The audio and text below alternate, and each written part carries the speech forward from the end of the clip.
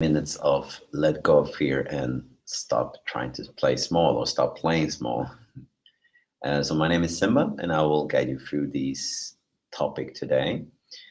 And I'm gonna dive right into it because it's really a practical aspect when you look at this, right?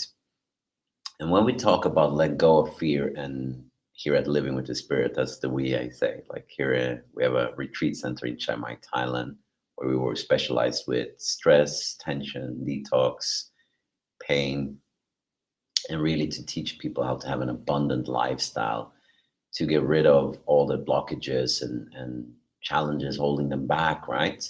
And when I talk about this, let go of fear and stop playing small, I wanted to mention just, like what is fear all about, right? It's like, have you ever felt that you had a dream you wanted to do? You want to achieve something, you want to do something different in your life, but your friend says, no, that's not realistic, or, that's not for people like us, or you can't do that because of this or because of that. That's fear. That's just fear talking, right? That's either your fear or other people's fear.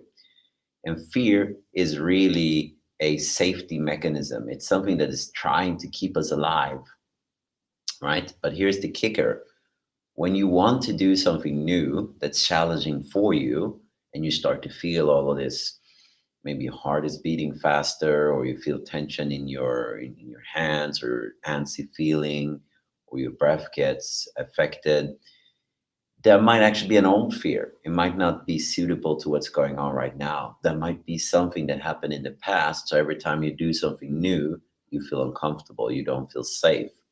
So your brain might be hijacked by a previous event that has happened in the past that has nothing to do with what's really going on right now.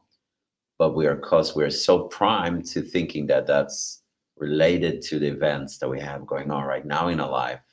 And then you talk to friends and family members, and they have their same probably setup of fears. They're going to say more or less the same thing to you as your head is telling you. Oh, no, that's not possible. That's too expensive. That is too hard. But really, what it's all about is whenever you want to do something new, whenever you're moving out of something new, you will challenge that old view of yourself. You will challenge the way you look at yourself. So if you look at fear in terms of playing small, of not allowing yourself to fully have what you want to have in life, what you're looking for, it's really a fear of putting yourself up, right? Becoming a visible person, opening yourself up for criticism, right? That you become vulnerable, that you can be a topic for ridicule from people. So it really is based on previous experiences that has nothing to do with the situation right now. And the work is really to work through that fear, to let that fear go. Because if you're looking to do something new and go to another level in life, whatever we call to be different levels, then something is required of you, something new is required of you, right? And that will be scary, right? It will be super scary. I remember when I got my driver's license, for instance, I was like, I felt like an imposter. I felt like someone's gonna pull me over and said, like, "Oh, do you think you have a driver's license? Do you think you're really doing this?" And doing different aspects, like where I challenged myself from what my belief system told me. This is who I am. This is what I'm able to do because of where I grew up or where I come from or my gender or cultural identity. So whenever all of these fears comes up, I just look and I said, here's an opportunity for growth. Here is something that can actually allow me to move forward. Here's something that I haven't worked through that might be holding me back. And it will show up in life in many different ways, right? Whenever you're doing a new career, whenever maybe you're coming out of a relationship, if you change your social circles, um, if you have a period of time where you go out and party a lot and then you want to focus more on your health and go to bed earlier and do something else, you're going to shift the way you're looking at yourself. And all of these challenges is going to come up because when someone is looking at you, they see you the way that they feel and that they interpret you. And that's the same as we do. When you look at yourself in the mirror, we have a lot of opinions, we have a lot of feelings, thoughts about who you're supposed to be.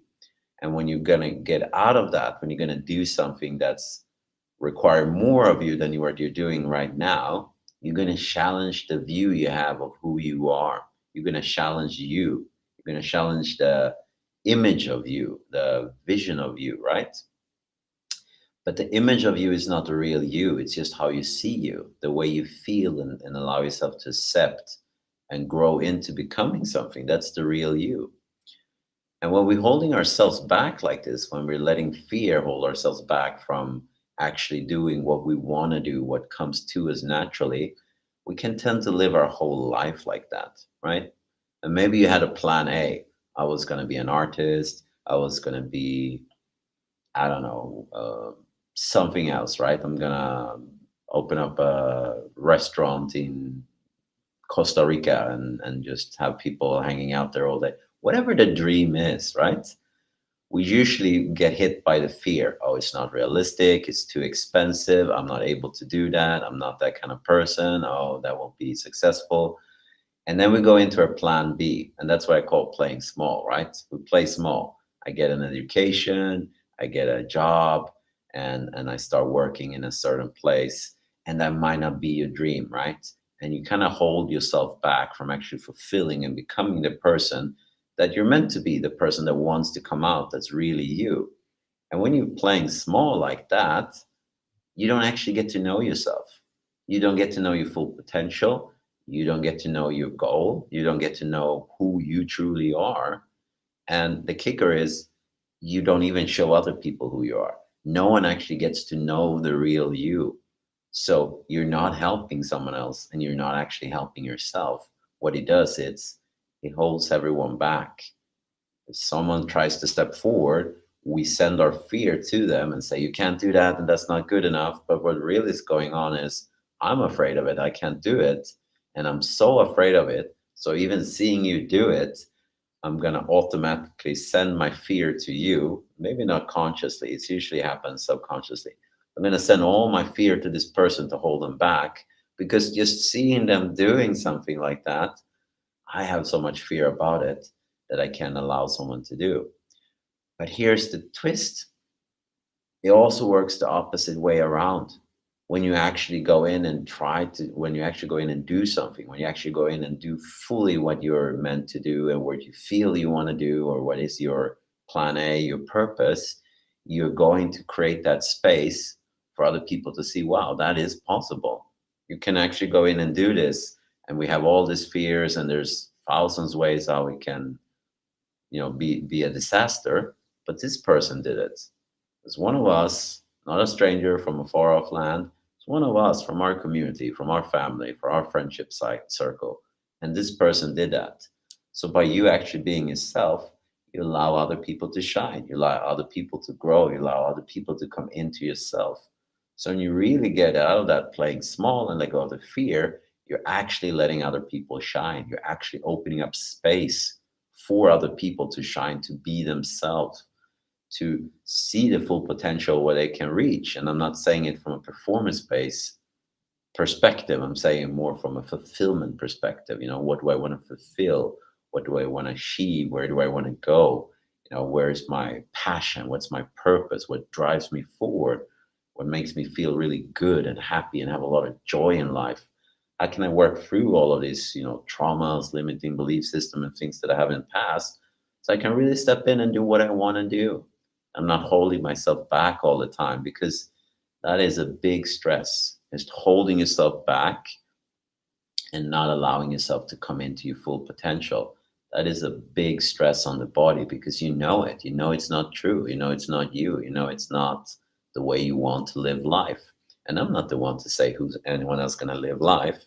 But if you take a good feeling into it and you feel this resonates with you, there's always one aspect that knows this is not what I actually want to do. This is not where I want to be. This is not what I'm meant to be, right?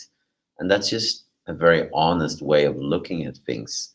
And it has nothing to do with this is good, this is bad. It's just what comes from within and what we're driven to do, what, we feel a purpose towards doing. So way you can notice that you're playing small in your life is that you have never really pushed yourself. You have never really come out of the comfort zone. You have never actually followed through a vision that's yours, 100% yours, without giving in to what other people say, what your own fears say, right? It might be a very off endeavor, right?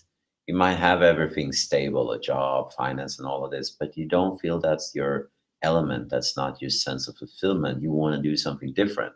And it might not make sense to anyone else, but it does to you. And you feel driven to do so.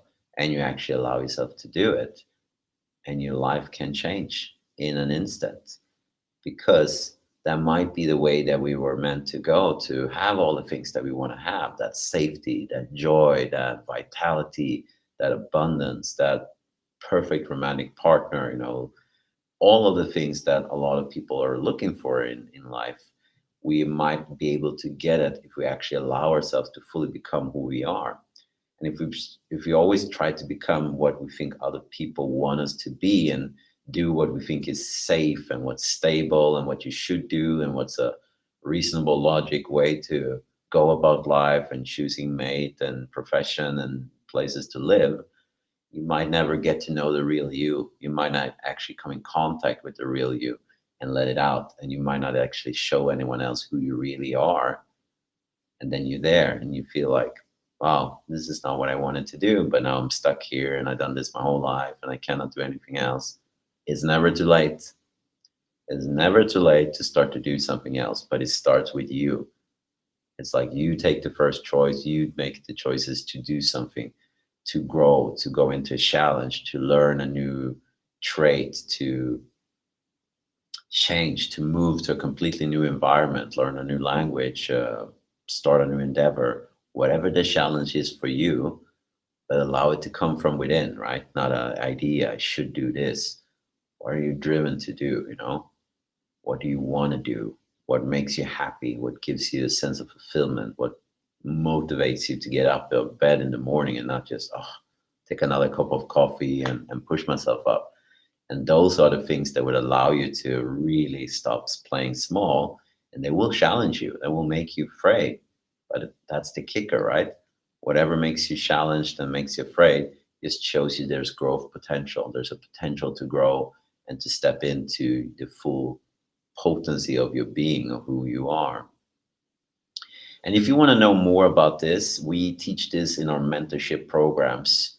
And we have an amazing setup for that, to work with people over a period of time to really guide them and coach them through a series of somatic work, working through the nervous system, through whatever's tension we might have holding on, working through old stories, old belief systems, so that people can really step into what we call our birthright, what we're meant to do. And we might not know what that is, but we open ourselves up to be able to do so. So that's the container that we work with people, and it's both one-on-one session, and we also have a group container for it, where people can be able to have weekly classes with us and interactions bi-weekly with us to really further your process forward, and kind of letting go of all of these fears and blockages that is holding you back. You kind of feel like, this is not it. There must be more to life than this. You reach that goal that you thought was the peak and you're going to feel great, and you get to that goal and you're like, no, that doesn't really feel good. That's not a sense of fulfillment. Something is missing. Something feels empty. I'm hungry for something else. And that's usually because we haven't really gone to our plan A. We haven't really gone to what we wanted to do from the first place. We have followed something else. We have safed it through life. And I'm not saying you should do anything drastically or crazy, outrageous, or maybe you should, but it's just whatever we see as outrageous and crazy might just be from the context we're in. And that's why we really work with people to expand their visions and just allow themselves to be themselves and to live from that place. And whatever comes out from that will be what you're looking for, right? So if you're interested in that, feel free to drop us a DM, either here where you watch the video, or you can send us a message directly. And if you want to see more videos like this, feel free to follow us on YouTube, Living with the Spirit, and you can like the video too, so we know that you enjoy the content, and we'll be more than happy to share more material like this with you. and I wish that you have a great day.